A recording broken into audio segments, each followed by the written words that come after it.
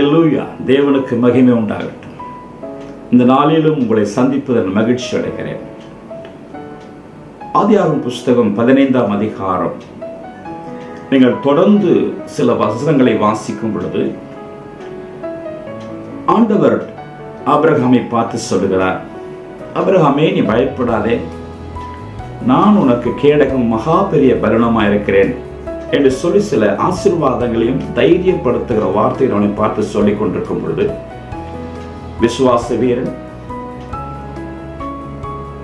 தேவனுடைய சிநேகிதன் அழைக்கப்பட்டவன், கர்த்தராலே அவன் தீர்க்கதரிசி என்று பாராட்டப்பட்டவன். ஆனால் ஒரு சூழ்நிலை அவன் ஜெபிக்கிறான், என்ன ஆண்டவரே, எனக்கு ஒண்ணுமே கொடுக்கல, என் பிள்ளை இல்லாது இருக்கிறேன், அந்நியன் ஒருவனின் வீட்டில பிள்ளையா இருக்கிறான் என்று சொல்லி அவன் ஒரு புலம்பலோடு, ஒரு சோர்ந்து போன மனநிலையோடு, ஒரு வேதனையான அனுபவத்தோடு ஒரு அறைக்குள்ளே உட்கார்ந்து இருக்கிறதை போல அவன் காணப்படுகிறான்.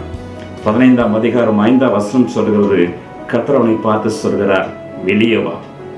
ஆம், இன்றைக்கும் உன்னுடைய விசுவாசம், உன்னுடைய ஓட்டங்கள், உன்னுடைய பிரயாசங்கள் எல்லாம் ஒரு வேளை உனக்கு பலனில்லாமல் போனது போலவோ, அல்லது உனக்கு தேவன் சொன்ன வாக்கு தத்தம் இன்னும் நிறைவேறலையே என்று சொல்கிற ஒரு பெரிய வருத்தத்துக்குள்ளே இருந்து ஒரு அறைக்குள்ளே சோர்ந்து போய், இப்படித்தான் இருக்குமா என்னுடைய வாழ்க்கை, இப்படிதான் சொல்லுமா என்னுடைய ஜீவன் என்று சொல்லி கலங்கி இருக்கிறாயா?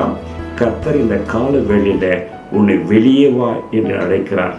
அநேகருடைய பரிசுத்தவான்கள் கூட சில நேரங்களில் தமக்கு வாழ்க்கையில குடும்ப சூழ்நிலை ஏனாண்டவரே இப்படி இருக்கிறது சொல்லிட்டு ஒரு குறிப்பிட்ட இடத்தை தேடி முடங்கி விடுகிற நாட்கள் உண்டு.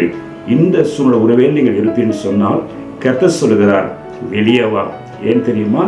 அந்த இடத்தை விட்டு வெளியே வரும் பொழுது கர்த்தர் சொல்றார், வானத்தை அண்ணாந்து பார், நட்சத்திரங்கள் என்ன கூடுமானால் என்ன, பூமியின் கூடுமானால் என்று சொல்லி இவ்வண்ணமாய் உன் சந்ததி இருக்கும்னு சொல்றார்.